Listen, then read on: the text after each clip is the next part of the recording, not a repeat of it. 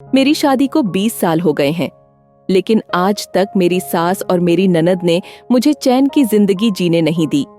हर बात में मुझे ताने मारना, मुझे नीचा दिखाना, ऐसा दिखाना जैसे मैं किसी भिखारी घर से ब्याह करके यहाँ आ गई हूँ।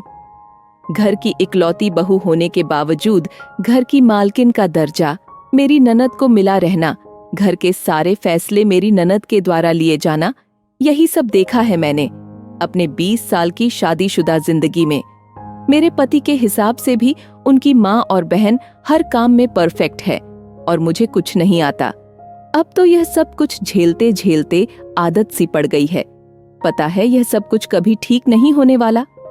इतना सब होने के बावजूद अक्सर इस बात का ताना मारते रहना कि तू तो नसीबों वाली है जो इस घर में ब्याह कर आ गई, जहां सब इतने अच्छे हैं, तेरा इतना ख्याल रखते हैं, किसी बात की कोई रोक टोक नहीं है, किसी बात की कोई कमी नहीं है, तेरे जैसा नसीब हर किसी का नहीं होता, वगैरह वगैरह। इस तरह की बात लगभग मैं रोज ही सुन लेती हूँ और समझ लेती हूँ कि मैं बहुत नसीबों वाली हूँ।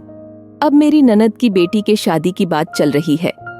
माँ बेटी बेटा एक दिन ननद रानी के बेटी की शादी के विषय में चर्चा कर रही थी और मेरी ननद का कहना था, बस अच्छा सा घरवर मेरी बेटी को मिल जाए। मैंने भी आज जीवन में पहली बार जवाब देने की सोची और बोला, बिल्कुल दीदी, बिटिया रानी को बिल्कुल मेरे ही जैसा घरवर मिल जाए, जहाँ इतना प्यार बरसता है और मुझे पलकों पर बिठाकर रखा जाता है, जहाँ बहू को किसी बात की कोई कमी नहीं। बस इतना ही प्यारा परिवार बिटिया रानी को भी मिल जाए। पता नहीं क्यों मेरी बात माँ बेटी बेटे को अच्छी नहीं लगी और सब भुनभुनाते हुए दूसरे कमरे में चले गए।